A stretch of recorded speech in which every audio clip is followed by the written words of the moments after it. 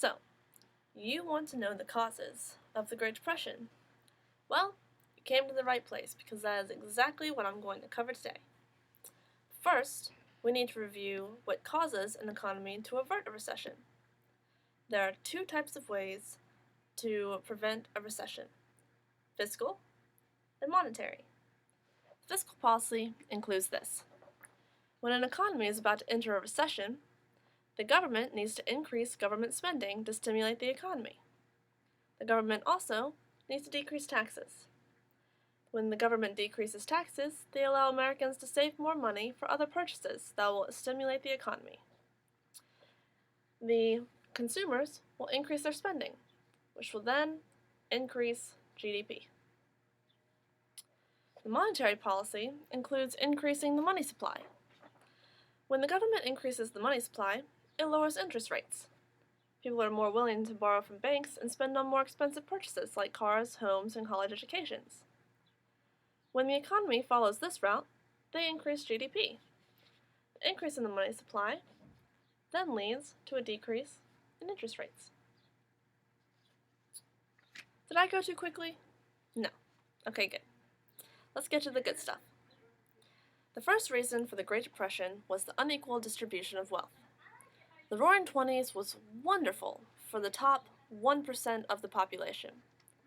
The top 1% received a 75% increase in their disposable income, while the other 99% received only a 9% increase in their disposable income.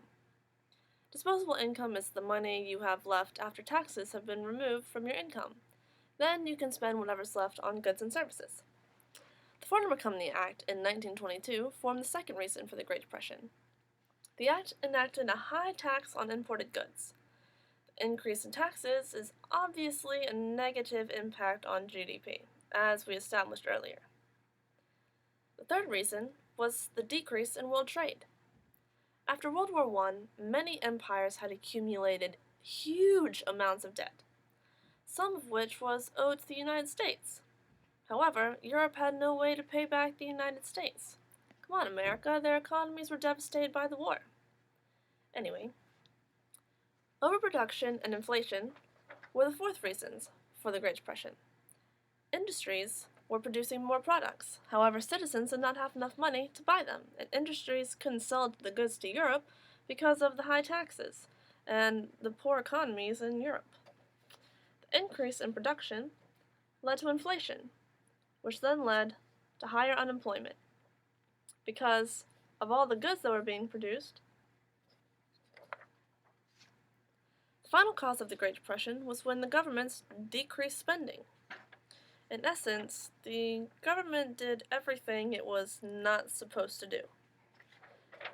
The government decreased government spending, which increased taxes. Then, they decreased the money supply, which increased interest rates. So, consumers decreased their spending because their consumer sentiment wasn't up. Consumer sentiment is the confidence that citizens have in the economy. So they decreased spending, which then led to a decrease in GDP. And that led to the Great Depression. And now you know. Next time, United States, follow my model.